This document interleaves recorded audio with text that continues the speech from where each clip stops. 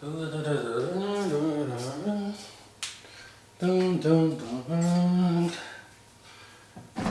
some breakfast. Gotta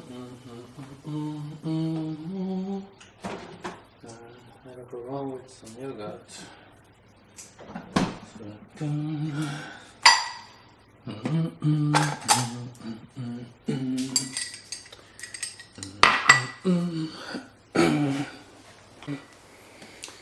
That's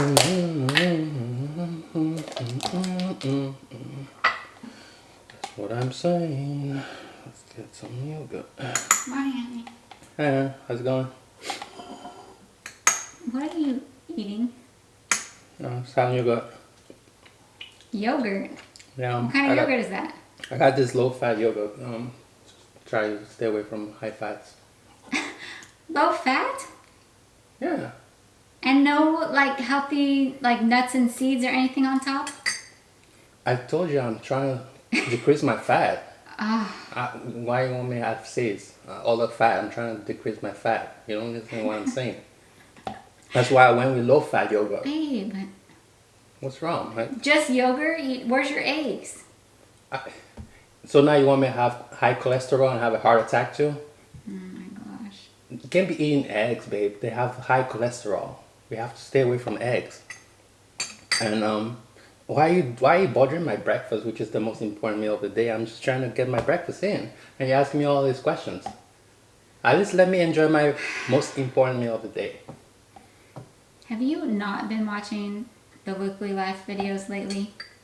Because What? you will learn a lot. About what? About so many nutrition myths. Nutrition myths. Well, Yeah.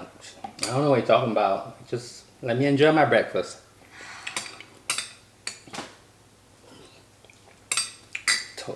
You talk about nutrition myths. I'm trying to decrease my fat.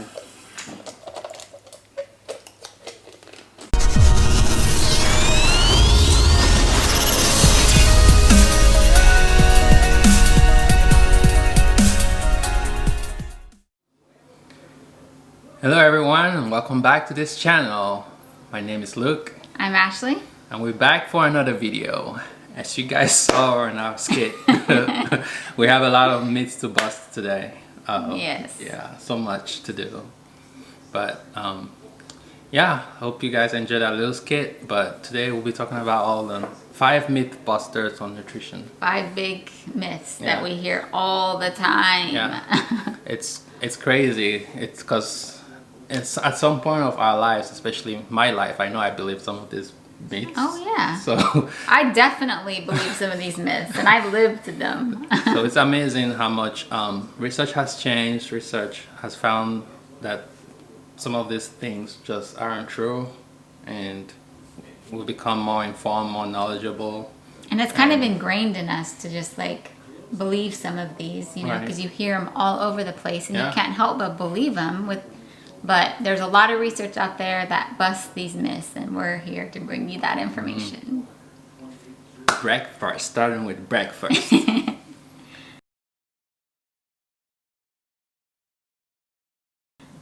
What is breakfast, babe? Is it, first of all, is it a myth? It's not a myth if depends on how you describe what breakfast is. Yeah. So are you talking about like when you get up in the morning you eat breakfast? Right. Or at like 1 p.m. I decide to break my fast. Ah, that's interesting, huh? So there's 2 different ways you can look at breakfast, right? So depends on your definition of what breakfast is, like Ash said. Yeah. Is it the first meal in the morning that you must consume? Then it's a myth. But if you're talking about it being your first meal, because the term breakfast, if you break down the word, you have 2 words in there: breaking a fast, right? So if you're talking about breaking a fast, then we agree breaking the fast is the most important meal of the day, because there are strategies on what you're going to be consuming as your first meal, especially after fasting. Yeah, your body is very sensitive to absorb anything you eat after a fast. So that is very important. So that one we agree with. Right. Oh, another myth was you can skip breakfast. But is it ever possible to skip breakfast? I hear people say sometimes, I just skip breakfast and I'll just eat lunch. Well, your lunch really is your breakfast, right? You're breaking your fast. You're breaking your fast with your lunch. Guys, it's impossible to skip breakfast technically. That's our point here. Yeah. But back to the breakfast one, original breakfast myth. Yeah, the conventional get up in the morning and eat breakfast. Okay, so talk about that. Why is that one a myth? Because a lot of people think, well, I need to eat, like, a lot of people say, like, smaller meals throughout the day or frequently throughout the day. It will burn more fat. Starting with that first meal in the morning. Yeah, your metabolism gets going, your everything, so I need to eat in the morning for that to happen. And that's not true. Right. No, the studies show that your metabolism isn't faster and you don't burn more calories if you eat right when you wake up in the morning. Right. Yeah. So.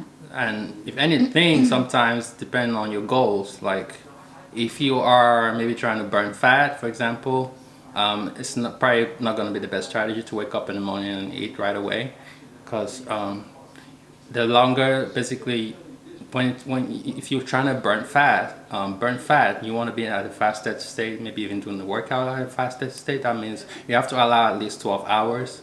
And if you've heard of intermittent fasting, actually, you go as far as up to 16 hours. Starting at 16 at 16 hours. Anyway, it's from 16 to 24 hours fasting, but mostly 16. But if you get up in the morning, let's say your last meal, I don't depend on when your last meal was, and each time you wake up in the morning, you might not be at that 16-hour window to break your of fasting in order to burn enough fat. So breakfast really, it all depends on anyone's goal. Mm-hmm. It might be important for certain goals that you have. Then in that situation, maybe it's not a myth because it works for you to get up and first thing in the morning and eat. Mm-hmm. We're not condoning anyone to only get up and fast. We're just saying it's not for everyone. It depends on your individual goals, right? Yeah. But that is an option. So, I mean, you have to find what's right for you. Mm-hmm. What's our next one?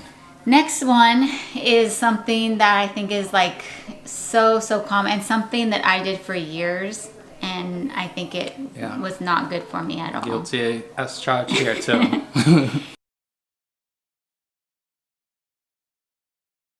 Eating a low fat or as low a fat as possible of a diet. Low fat diet. All fats are bad. Yeah. Eat fats at a minimum. The food chain would say have carbohydrates will be at the top of the food chain or whatever. The largest portion of your diet. Right. Yeah. Followed by proteins and then carbs. Fats should be very, very small amounts, right? But we have to understand that there's so many different types of fats out there, right? We have the unsaturated fats, we have saturated fats, and we have trans fats. You need to understand what kind of fat you're consuming. If you're living a life where you're eating just Burger King or the fast foods, all those trans fats, all those foods, they're cooked with processed oils, which contains all those hydrogenated oils, which will get transformed as they get heated during the cooking process. They transform into trans fats. Hence, those kind of fats will be bad to put in your body. Yeah, those ones you definitely want to limit or not consume at all if possible. And we have other fats like essential fats, essential fatty acids, which body cannot really synthesize, like omega-3s. Mm-hmm.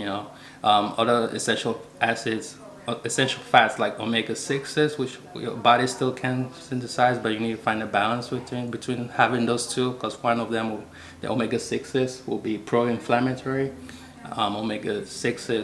Omega-3s are anti-inflammatory. So those will be found in like nuts, flax seeds. Yeah. So those are actually good fats, Yeah. So the whole concept of eating fats, it's bad for you. And what's a good example? Dairy, when it comes to dairy. Oh yeah, dairy is a huge one. Everyone buys low-fat milk, low-fat, no non-fat yogurt, Yeah, 1% milk, Which fat, we used to do. 2%. Yeah, feel guilty here. Guilty. Yeah, but also those are natural, right? They have to be processed highly. They're heated to a degree that just like sucks all the nutrients Right. out of it. That's why it makes it low fat. Like Yeah. we mentioned in our Trader Joe's haul, like you want to eat as close to the natural source as possible. And milk does not come out of the cow low fat. No. Comes out whole fat. So just try and think of the logic of eating as close to the natural form as possible. So eat all your healthy fats, guys. Avocados, healthy oils, healthy meats, healthy dairy, Yeah. whole fat dairy. Yeah. So definitely not. That's the big myth bust. That. Yeah, I have increased my fats so much Yeah. over the years, and it makes a big difference. So Yeah. don't be afraid that you're going to get fat off of eating fat, because that's definitely a myth. It's all concept of energy in versus energy out, right? Yeah. And it also increases insulin sensitivity, decreases your weight gain, improves heart health, and all these good fats bring all these good benefits. So, Yeah. okay, what's number 3, babe? Cholesterol in eggs. Don't consume eggs because you're gonna increase your cholesterol. Or ditch the yolk and only eat the white. Oh, that's a big That's mistake. horrible. Oh my god. You guys see on our very first video, if you haven't checked out our first video, I talked a little bit about this. I eat the yolk and everything in the egg. See, all the eggs. What are we gonna do without eggs?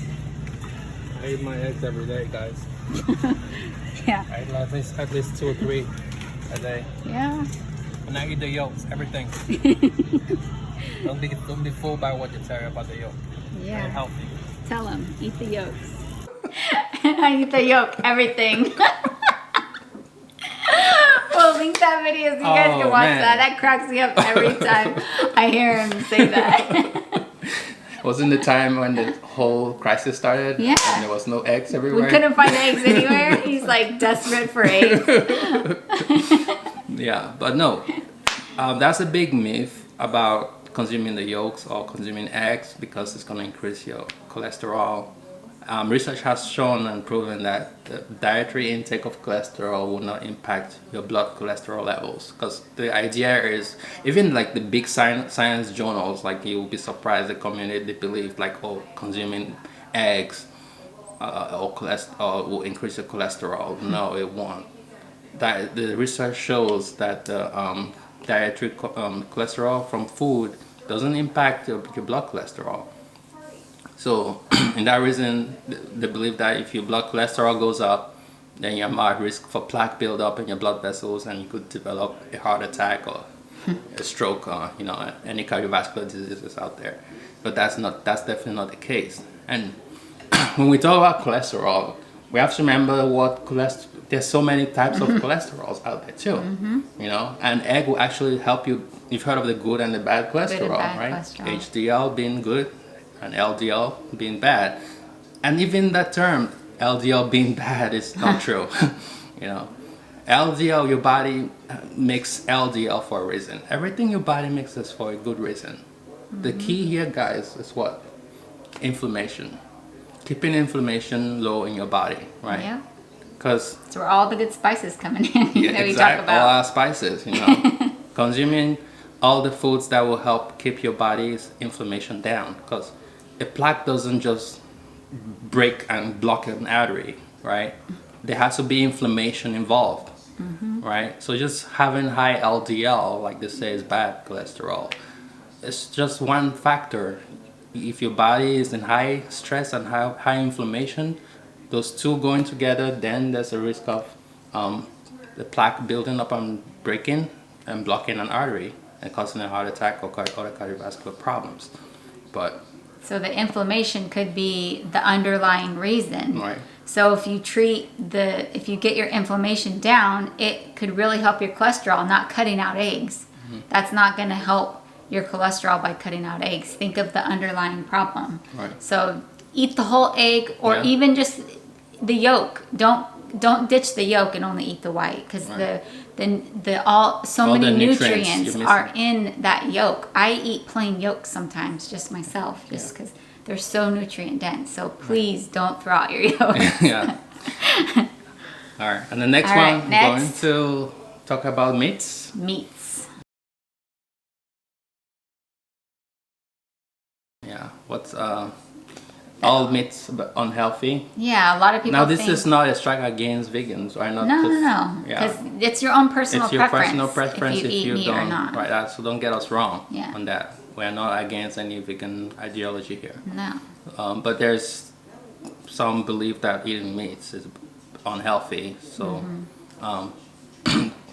we But there's different type of meats. right. So we believe in eating meat from sources which are well, like grown, Humanely raised animals, right?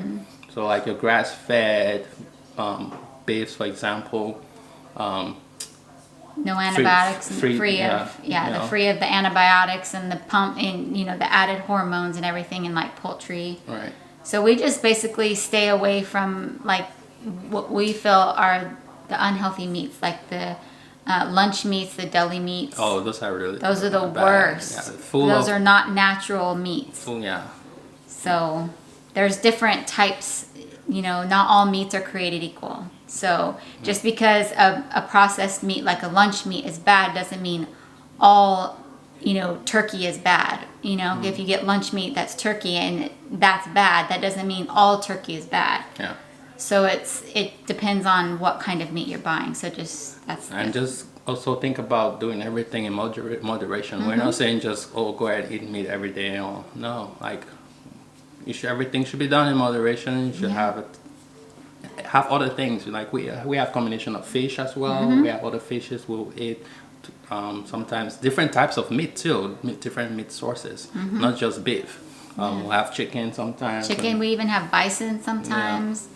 So mix it up, have it in moderation, pick the correct, healthiest version of the meat, and it's not going to be unhealthy if you're choosing to eat meat. So yeah. So what is next, babe? Yeah, talking about the fresh produce versus... Oh, it's our last one, huh? Is that the last one? Yep. Yeah. So Number 5. Fresh produce versus frozen produce. No, versus canned. Canned produce. All right. What was that? Wasn't there a myth about fresh versus frozen? Yeah, I guess it kind of goes all three. Like people wonder, well, only fresh is the healthiest. You can't find healthy frozen or canned food.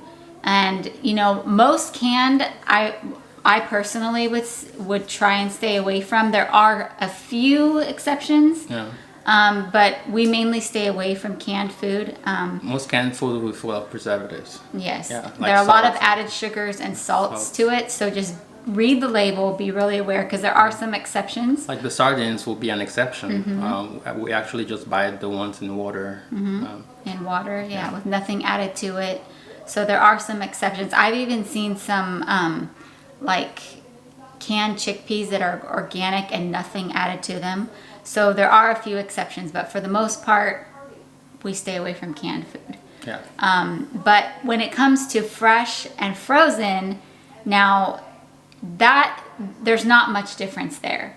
And we consume a lot of both. And frozen, a lot of frozen fruits, vegetables, fish are all flash frozen, which means as soon as they're ripened, then they're frozen right away. So it holds in all of the nutrients of that food. So and it lasts a long time. So a lot of people think, well, if it's frozen, it can't be fresh, which means it can't be very good for you if it's frozen. Yeah. But if it's in its whole form and it has nothing added to it, then it's just as nutritious for you as a fresh fruit. And actually, some fresh fruits in transport can lose, depending on what temperatures it's exposed to and stuff like that. It can alter the nutrient profile of that food. But if it's frozen, it holds in all of its nutrients. So that was a big thing that I learned too, because I was like, for the longest time I thought, well, if it's fresh, it must be like the most nutritious for you. But frozen is actually, you think about it, it's that makes frozen. a lot of sense. Yeah. From a chemistry standpoint. Let me Here's a chemistry guy bring here. some science to what all I actually just said to support it. Like something's frozen, basically, the particles or the molecules have less energy to move around, so they stay within the same form. Versus if something is exposed to heat continuously, like in the process of transportation, it could actually lose, because all of the energy, all of the molecules have energy to vibrate around, and it could change its form. It could start to transform. Maybe certain proteins will get denatured, and you basically lose its nutrient profile. So that makes a lot of sense. Yeah, because even when you cook things, because some people choose to only eat raw foods, that's a personal preference. Because when you cook foods, it's susceptible to heat, and you'll lose some nutrients when you cook food. So the same thing, like if in transport or in cooking, you're still going to lose some of the nutrients. So that makes sense. Like some bodybuilders believe, like they eat raw only eggs. eat raw. Yeah, Like they'll just raw. down raw. Like raw, put it in your shake, and it's true. Like It's true. It preserves more of the nutrient profile of that egg if you just eat it raw versus heating in a frying pan or something. Yeah, that's very interesting. Yeah. Oh, good. But guys, what are some nutritional myth busters you come across? Let us know that in the comments. If you have any more that you're curious about, if they're really myths or if they're true, ask them, and we'll do our best to or if you address have anything to dispute what we've said about our current 5 myths, if you have any other, like, if you have something to counteract, like, or it doesn't work, you don't have to support what we're saying, but we welcome all the comments. Yes, So, definitely. well, let's have a debate. That's fine. Yeah. So, yeah. And don't forget to subscribe. If you haven't yet, hit the subscribe button. We'd love to have you. And we'll be seeing you guys soon. Bye. All right.